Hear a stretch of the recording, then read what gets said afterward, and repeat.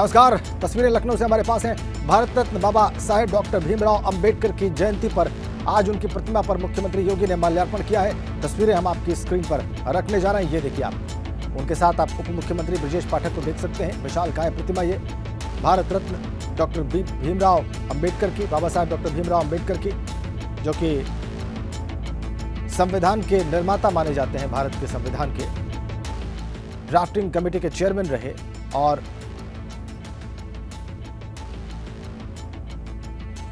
सामान्य जनभावना यही है कि संविधान के निर्माता डॉक्टर भीमराव अंबेडकर ही थे।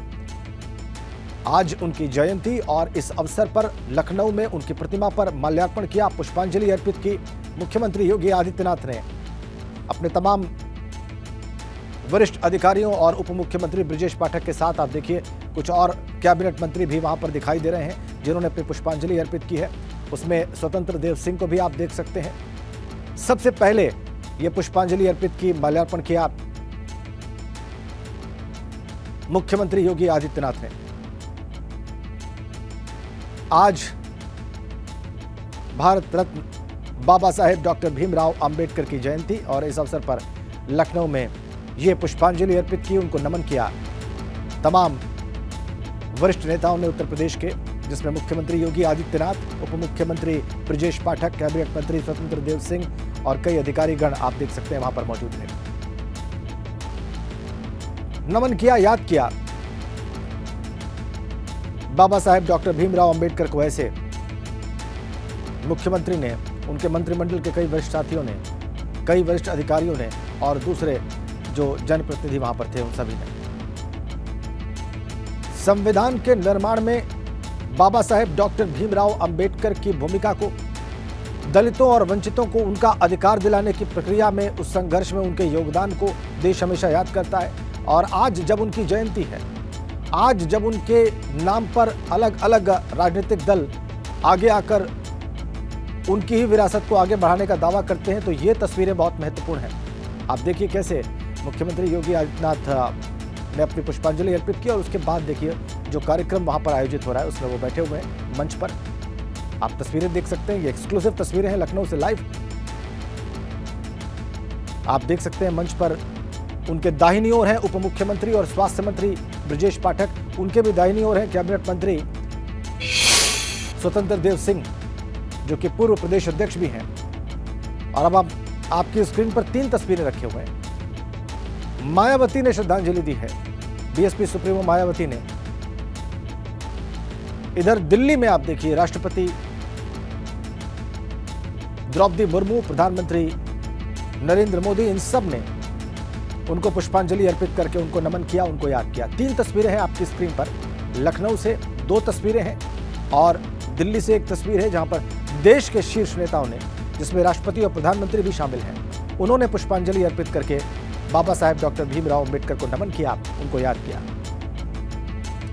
ये 3 तस्वीरें महत्वपूर्ण तस्वीरें आज की। बीच की तस्वीर में आप देख सकते हैं बीएसपी सुप्रीमो मायावती ने उनकी प्रतिमा पर पहुंचकर उन्हें नमन किया, उन्हें पुष्पांजलि अपनी अर्पित की।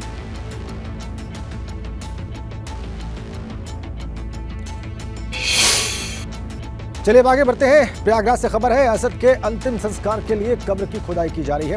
प्रयागराज के कसारी मसारी इलाके में ये कब्र खोदी जा रही है। दादा फिरोज अहमद की कब्र के पास ही दफनाया जाएगा असद अहमद, और बेटे के अंतिम संस्कार में माफिया अतीक अहमद नहीं जाएगा। बेटे को आखिरी बार देखने के लिए आना चाहता था अतीक, लेकिन उसके आने की अभी तक पुष्टि नहीं हुई।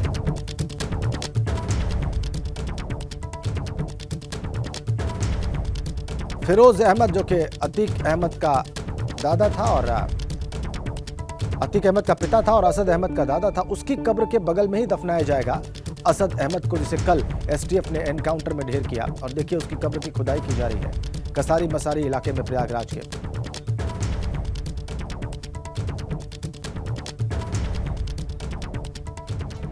और एक और अपडेट आपको दे दें कि असद के शव को प्रयागराज लेकर आएगी पुलिस, और असद का शव लेने झांसी नहीं जाएंगे परिजन। असद के नाना और मौसा बीच रास्ते में ही रुके हुए हैं। झांसी से दोपहर के वक्त भेजा जाएगा असद का शव। प्रयागराज में ही परिवार वालों को सौंप सकती है उस शव को पुलिस। और परिजन असद के उसका शव लेने के लिए झांसी नहीं जाएंगे, पुलिस ही लेकर आएगी और उस शव को बाद में उसके परिजनों को प्रयागराज में सौंप दिया जाएगा। कसारी मसारी इलाके में उसकी कब्र की खुदाई की जा रही है। आज उसका अंतिम संस्कार वहां पर किया जाएगा। और एक और जो अपडेट है वो ये है कि अभी तक अतीक के वहां पर जाने की, अंतिम संस्कार में जाने की पुष्टि नहीं हुई है।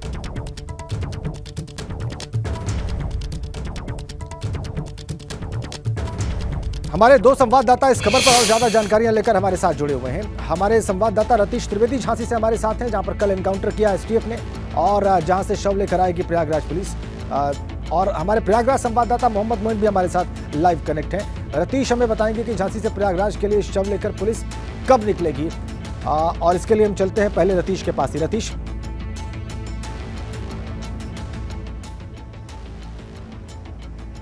देखिए रंजन जी, असमंजस की स्थिति इस तरीके की बनी हुई है कि कल से लेकर अब तक अतीक अहमद के परिजन असद का शव लेने के लिए यहाँ पर नहीं आए हैं। अपने कैमरामैन से कहूँगा कि वो आपको तस्वीरें भी दिखा दें। अंदर सुरक्षाकर्मी जो बाहर तैनात थे वो पोस्टमार्टम हाउस के अंदर गए हैं। अब से कुछ देर पहले थोड़ी सी हलचल देखने को मिली थी।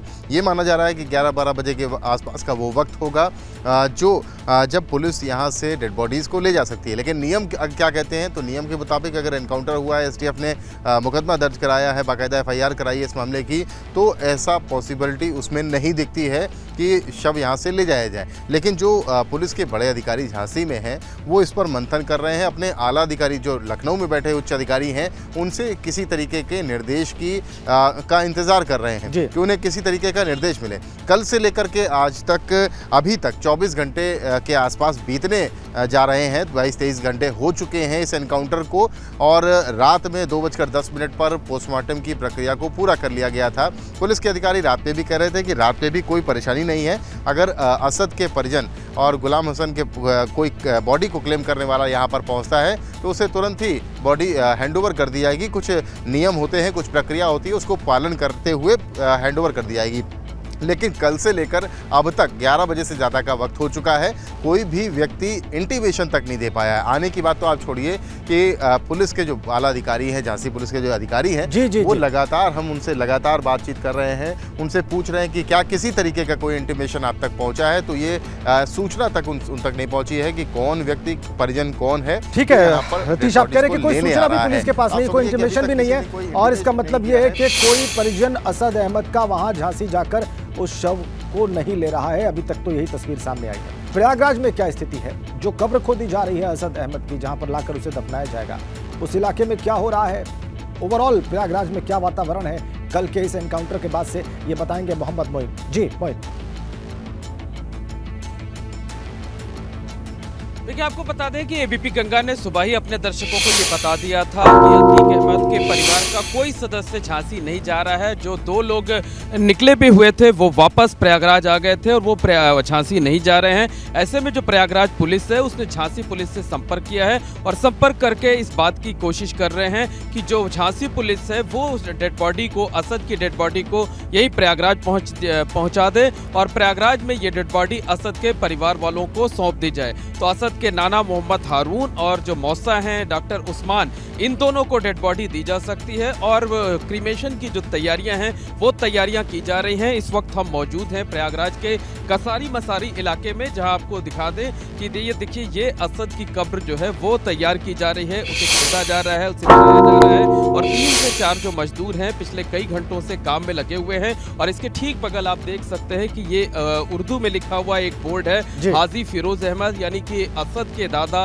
अतीक अहमद के पिता, उनकी ये कब्र है। तो ये कब्र जो है वो तैयार की जा रही है और इस तरीके से इसे खोदा जा रहा है, इसे तैयार किया जा रहा है यहाँ पर। तो आप उम्मीद ये जताई जा रही है कि अब से 1 से 2 घंटे के बाद जो है झांसी से असद की डेड बॉडी प्रयागराज के लिए रवाना की जाएगी।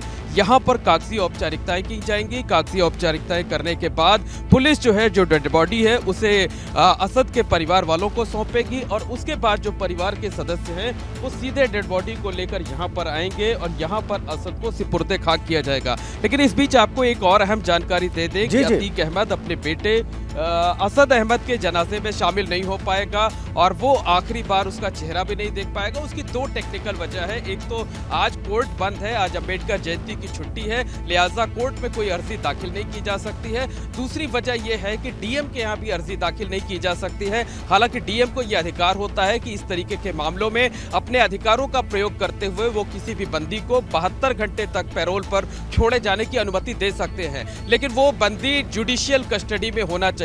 क्योंकि अतीक अहमद और अशरफ दोनों कोर्ट के आदेश पर पुलिस की कस्टडी में हैं, इसलिए अब पुलिस ही इस पूरे मामले में अगर कुछ कर सकती है तो कर सकती है। तो वैसे अतीक अहमद के जो वकील हैं उनका यह कहना है कि वो दिन के वक्त पुलिस कमिश्नर से मुलाकात करेंगे, उनसे इस बात का अनुरोध करेंगे कि किसी भी जगह 2 मिनट के लिए जो है आखिरी दीदार वो बेटे असद का करा दिया जाए अतीक और अशरफ को। अब देखने वाली बात ये होगी कि चूंकि बेहद संवेदनशील मामला है, हाई प्रोफाइल मामला है, इसके साथ साथ सुरक्षा के बेहद कड़े इंतजाम करने पड़ेंगे। ऐसे में क्या अतीक और अशरफ जो है वो असद की का आखिरी दीदार कर पाएंगे या नहीं, इस पर अभी सस्पेंस बना है, लेकिन जनाजे में शामिल नहीं हो पाएंगे ये लगभग साफ हो चुका है। ये आपने महत्वपूर्ण जानकारी दी और बहुत महत्वपूर्ण जानकारी दी आपने मोइन कि जनाजे में शामिल नहीं होंगे अतीक और अशरफ, ये लगभग साफ हो गया है। रतीश, आपका बहुत बहुत धन्यवाद, आपने झांसी से जो अपडेट दी। मोइन लगातार हमारे साथ बने हुए हैं। एक और बड़ी अपडेट प्रयागराज से है। अतीक से पूछताछ में बड़ा खुलासा हुआ है। खौफ को कायम करने के लिए दिन दहाड़े हत्या कराई गई। उमेश हत्याकांड पर अतीक का यह कबूलनामा सामने आ रहा है। हत्या की पूरी प्लानिंग अतीक अहमद ने ही की और अतीक के कहने पर ही असद हत्याकांड में शामिल हुआ। अशरफ ने शूटर्स का इंतजाम किया और असद के साथ सभी शूटर्स बरेली जेल में अशरफ से मिले।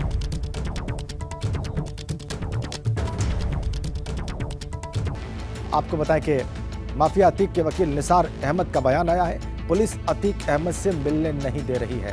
ये अतीक के वकील निसार अहमद का बयान हम आपको बता रहे हैं। पुलिस अतीक अहमद से मिलने नहीं दे रही है। बेटे के जनाजे में जाने के लिए डीएम से गुहार लगाएंगे, ये भी उनके वकील कह रहे हैं। पुलिस कमिश्नर से मिलकर गुहार लगाई जाएगी। इसके बारे में अभी मोइन बता भी रहे हैं। क्या अतीक अहमद अपने बेटे असद के जनाजे में शामिल होना चाहते हैं, इस बारे में भी आप बातचीत? हम लोग कोशिश कर रहे हैं, देखिए अगर मिल जाता है परमिशन तो जरूर जाएंगे। आज तो कोर्ट बंद है अंबेडकर जयंती की। नहीं तो ये तो वो जेल अधीक्षक से परमिशन लिया जाएगा, उसके बाद कस्टडी पुलिस के कस्टडी में है तो डीएम साहब से परमिशन लिया जाएगा कि अगर दे दें परमिशन तो जैसे में वो चले जाए। शायद नियम ये है कि अगर वो जुडिशियल कस्टडी में होते तब जेल सुपरिटेंडेंट या डीएम जो है तब पैरोल कुछ घंटों का दे सकते थे, अभी तो वो पुलिस कस्टडी। नहीं ऐसा कोई बात नहीं है। ये है डीएम साहब वो मैनेज कर सकते हैं, उनके अधिकार में है, और एसएसपी साहब को डायरेक्ट कर सकते हैं कि ऐसा है कि उनको जाने दें ना जाने दें। असद का अंतिम संस्कार कब होगा, कहाँ? 2:30 बजे करीब, 2-2:30 बजे, जब तक लाश आ जाएगी उनकी। अभी तो झांसी से ही नहीं चलेगी। झांसी से नहीं चले, जब आ जाएगी तो यहाँ उनका कसारी मसारी में उनका पुश्तैनी कब्रिस्तान है, जहाँ फिरोज अहमद साहब जो अतीक अहमद के वालिद साहब हैं वहाँ दफनाए गए हैं। उन्हीं के बगल में ही उनकी कब्र है। दादा की कब्र के पास ही उसको कब्र के पास ही उनको दफनाया गया। अतीक अहमद के बेटे असद का अंतिम संस्कार आज प्रयागराज में किया जाएगा और इसके लिए अतीक अहमद खुद भी उस जनाजे में शामिल हो सके, इसके लिए डीएम से और साथ ही साथ पुलिस कमिश्नर से मुलाकात करके उन्हें अर्जी दी जाएगी। कैमरामैन अनुराग द्विवेदी के साथ मोहम्मद मोइन, एबीपी गंगा, प्रयागराज। फिलहाल आपको सीधा लखनऊ लिए चलते हैं। मुख्यमंत्री योगी आदित्यनाथ की तस्वीरें मिल रही हैं। बाबा साहेब डॉक्टर भीमराव अंबेडकर की जयंती पर जो कार्यक्रम हो रहा है उसमें वो पहुंचे। वर्षों की गुलामी कि जो विकृतियां किसी भी समाज में आती हैं, भारतीय समाज उससे अछूता नहीं था। और उस कालखंड में उस कालखंड में पूरे देश के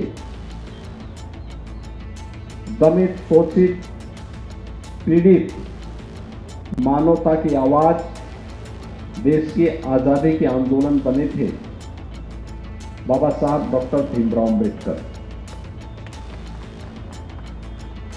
वो न केवल भारत के लिए बल्कि दुनिया के हर पीड़ित, शोषित और वंचित की आवाज बने।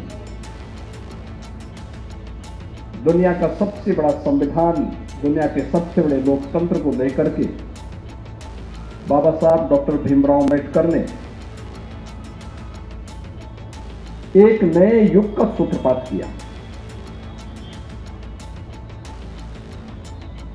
हम सब जानते हैं बाबा साहब भीमराव अंबेडकर ने दुनिया के प्रतिष्ठित विश्वविद्यालयों से उच्च शिक्षा की डिग्री हासिल की, लेकिन उस सब के बावजूद उन्हें उन विकृतियों और सामाजिक कुरीतियों का सामना करना पड़ा जो भारतीय समाज को सदैव कमजोर करती रही। लेकिन उन सब की परवाह के बगैर उन्होंने जीवन का लक्ष्य हर वंचित, हर पीड़ित, हर दलित की आवाज बनकर के उसे अपनी आवाज की धार देकर के उस लड़ाई को आगे बढ़ाने का जो निर्णय लिया, आज उसी का परिणाम है कि पूरा देश बाबा साहब डॉक्टर भीमराव अंबेडकर जी के प्रति सदैव कृतज्ञ भाव से उन्हें नमन करता है, उनका स्मरण करता है। आज केवल भारत ही नहीं, दुनिया के अंदर जहां कहीं भी किसी पीड़ित और दलित को, दमित को आवाज देनी हो, बाबा साहब भीमराव अंबेडकर एक प्रकाश पुंज के रूप में उन लोगों के सामने एक उदाहरण होते हैं। और इसीलिए देश के यशस्वी प्रधानमंत्री आदरणीय श्री नरेंद्र मोदी जी ने 26 नवंबर की तिथि को संविधान दिवस के रूप में मनाते हुए बाबा साहब भीमराव अंबेडकर को अपनी विनम्र श्रद्धांजलि दी। हम सब जानते हैं कि बाबा साहब भीमराव अंबेडकर के नाम पर राजनीति बहुत सारे लोगों ने की होगी, लेकिन उनसे जुड़े हुए प्रमुख स्थलों को तीर्थ के रूप में विकसित करने का कार्य प्रधानमंत्री मोदी जी ने किया।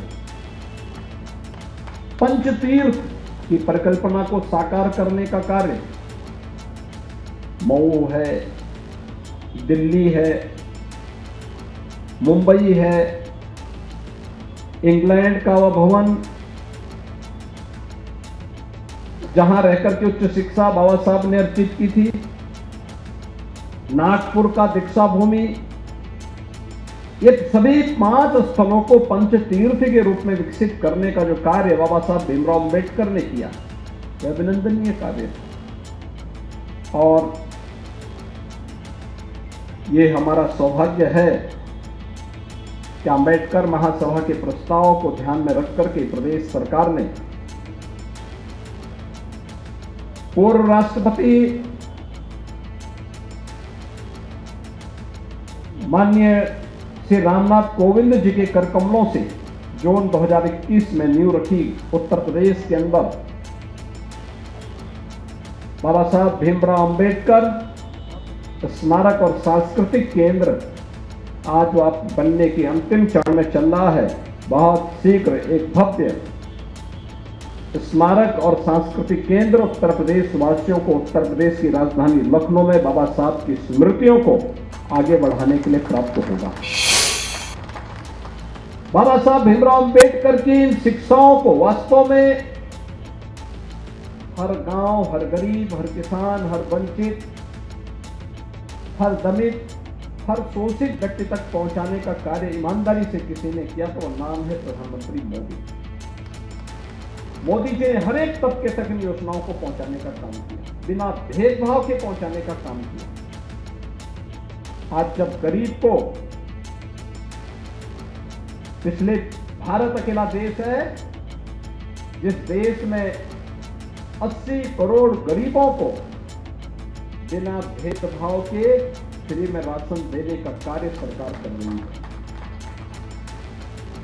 करोड़ों लोगों को सिर ढकने के लिए आवास उपलब्ध कराया जा रहा है। 10 करोड़ से अधिक गरीबों को एक शौचालय उपलब्ध करवाया गया। 4 करोड़ से अधिक गरीबों को विद्युत के निःशुल्क कनेक्शन उपलब्ध करवाए गए। 8 करोड़ से अधिक गरीबों के लिए उज्ज्वला योजना के निःशुल्क कनेक्शन उपलब्ध करवाए गए। 50 करोड़ गरीब देश के अंदर प्रधानमंत्री आयुष्मान भारत की सुविधा का लाभ ले रहे हैं और करोड़ों लोगों को जिस जमीन पर उनकी झोपड़ी है, उनका मकान है, उसका मालिकाना अधिकार देने का काम भी पीएम स्वामित्व योजना के अंतर्गत किसी ने किया तो प्रधानमंत्री मोदी जी ने किया। ये वास्तव में मानवता की सेवा का कार्य है। बिना भेदभाव के शासन की योजना का लाभ हर गरीब तक पहुंच जाए, हर दलित तक पहुंच जाए, हर वंचित तक पहुंच जाए। ये केवल एक नारा नहीं, बल्कि योजनाओं का लाभ उस तक पहुंचे, ये एक हकीकत भी बने। और उससे हकीकत में बदलने का काम अगर किसी ने किया है तो आजादी के बाद ईमानदारी से कार्य किया है प्रधानमंत्री मोदी जी ने। और इसीलिए जब हम यहां पर आए हैं अम्बेडकर महासभा, कुछ दिनों के बाद इसके पास अपना एक भव्य स्थान होगा। लेकिन भाइयों बहनों, मैं धन्यवाद दूंगा डॉक्टर लालजी प्रसाद निर्मल जी को और उनकी पूरी टीम को। जब बाबा साहब भीमराव अम्बेडकर का शताब्दी महोत्सव मनाया जा रहा था, तब उन्होंने एक छोटे से स्थान से इस कार्यक्रम का शुभारंभ किया 1991 में। याद करिए, 1891 बाबा साहब भीमराव अम्बेडकर की जयंती है, उनका जन्म हुआ था। 14 अप्रैल 1891, ठीक 100 साल के बाद लखनऊ में 14 अप्रैल 1991 को यहाँ पे बाबा साहब भीमराव अम्बेडकर के कार्यक्रम का शुभारंभ यहाँ पे अम्बेडकर महासभा के द्वारा प्रारंभ किया गया। और ये कार्यक्रमों की जो श्रृंखला प्रारंभ हुई, 2 पूर्व राष्ट्रपति यहाँ पर आए। श्री के.आर. नारायण जी जब देश के उपराष्ट्रपति थे, बाद में राष्ट्रपति हुए, उनका आगमन यहां पर हुआ। श्री रामनाथ कोविंद जी राष्ट्रपति के रूप में, राज्यपाल के रूप में उनका कई बार यहां आगमन हुआ। प्रधानमंत्री के रूप में आदरणीय श्री नरेंद्र मोदी जी का आगमन होता है। श्री वीपी सिंह जी का यहां आगमन होता है। राज्यपाल के रूप में कई बार श्री राम नाईक जी का यहां पर आगमन होता है। देश का कोई भी बड़ा ऐसा नेता नहीं जिन्होंने अंबेडकर महासभा के कार्यक्रम में भाग लेकर के बाबा साहब भीमराव अंबेडकर की प्रति यहां नमन न किया हो। श्रीमती सविता अंबेडकर जी स्वयं यहां पर आई और वास्तव में गरीबों की आवाज को एक नई गति देने के लिए अंबेडकर महासभा ने जो कार्य किया, आज उसी का परिणाम है कि राज्य सरकार ने निर्णय भी लिया। जिस गरीब के पास जमीन का पट्टा नहीं, सरकार ने जमीन का पट्टा उपलब्ध करवाई। सरकार ने इस स्तर पर इस कार्यक्रम को आगे बढ़ाया। आज मुझे बताते हुए प्रसन्नता है, उत्तर प्रदेश के अंदर हर घर नल की योजना में 1 करोड़ परिवारों को हर घर नल की योजना से आच्छादित किया जा चुका है। याद करिए, 2014 के पहले एक गरीब और एक दलित पानी के लिए भटकता था। दबंग लोग पानी नहीं पीने देते थे। इंडिया मार्क का हैंडपंप सरकार के पैसे से लगता था, कुछ लोग उसमें काबिज हो जाते थे। आज तो हम लोग हर घर, प्रधानमंत्री मोदी जी ने व्यवस्था कर दी कि हर घर तक पाइप कनेक्शन उपलब्ध करवाएंगे। हर घर तक ये पाइप कनेक्शन उपलब्ध होगा। 1 करोड़ परिवारों को कल सायंकाल तक शुद्ध पेयजल के कनेक्शन उपलब्ध करवाने के कार्य संपन्न हो चुके हैं और ये कार्यक्रम लगातार आगे बढ़ेगा। भाइयों बहनों, ये एक बड़ा कार्यक्रम है। किसी भी व्यक्ति को बिना भेदभाव के शासन की योजना का लाभ, और इस अवसर पर जल शक्ति मंत्री श्री स्वतंत्र देव जी आए। मैं उन्हें अभिनंदन करूंगा कि उन्होंने पूरी मजबूती के साथ इन कार्यक्रमों को आगे बढ़ाया है। आज हम सब यहाँ पर बाबा साहब भीमराव अम्बेडकर को अम्बेडकर महासभा के द्वारा आयोजित कार्यक्रम में स्मरण करने के लिए आए हैं। इस अवसर पर बाबा साहब भीमराव अम्बेडकर का चित्र हर सरकारी कार्यालय में लगेगा। आज आप देख रहे होंगे, हर कार्यालय में आप जाते होंगे, बाबा साहब भीमराव अम्बेडकर का चित्र वहां पर रख करके एक नई प्रेरणा देता है, स्मरण कराता है अपने कर्तव्यों के प्रति। अब केवल संवैधानिक अधिकारों की बात नहीं होती है, संवैधानिक कर्तव्यों की बात भी होती है। देश के प्रति हमारा क्या कर्तव्य है, समाज के प्रति हमारा क्या कर्तव्य है, इनकी भी चर्चा होती है। यही तो बाबा साहब भीमराव अम्बेडकर की प्रेरणा है। और मैं इस अवसर पर बधाई दूंगा अम्बेडकर महासभा के संस्थापक अध्यक्ष के रूप में डॉक्टर लालजी प्रसाद निर्मल जी को, जो आज उत्तर प्रदेश विधान परिषद के सदस्य भी हुए हैं। प्रधानमंत्री मोदी जी के प्रति, भारतीय जनता पार्टी के राष्ट्रीय अध्यक्ष जेपी नड्डा जी के प्रति हृदय से धन्यवाद ज्ञापित करते हैं कि उन्होंने दलितों की एक आवाज को सम्मानित करते हुए उत्तर प्रदेश के उच्च सदन में स्थान दिया है। और इस अवसर पर मैं उन्हें हृदय से बधाई देता हूं, अभिनंदन करता हूं और विश्वास व्यक्त करता हूं कि आवाज दबनी नहीं चाहिए। बाबा साहब भीमराव अम्बेडकर ने तो एक ही प्रेरणा दी, शिक्षित बनो, अपने हक के लिए लड़ो, जीवन में उच्च आदर्शों का पालन करो। जीवन भर बाबा साहब भीमराव अम्बेडकर इन कार्यक्रमों को लेकर के चलते रहे। आज हम सब यहाँ पर उन्हें स्मरण कर रहे हैं, उनकी स्मृतियों को नमन कर रहे हैं। मैं इस अवसर पर एक बार फिर से आप सबको आश्वस्त करता हूँ, प्रदेश सरकार हर गरीब, हर दलित, हर वंचित समाज के हर उस तबके के हितों के लिए कार्य करने के लिए प्रतिबद्ध है जो इससे पहले शोषित था, पीड़ित था, किन्हीं कारणों से उसे अपमानित किया जाता था। आज कोई अपमानित नहीं कर सकता। हर व्यक्ति को जियो और जीने दो के साथ चलने के लिए सरकार पूरी प्रतिबद्धता के साथ कार्य करेगी। मैं एक बार फिर से भारत माता के इस महान सपूत, भारतीय संविधान के शिल्पी बाबा साहब डॉक्टर भीमराव अम्बेडकर की स्मृतियों को नमन करते हुए प्रदेश सरकार की ओर से मैं विनम्र श्रद्धांजलि अर्पित करता हूं। धन्यवाद। जय हिंद।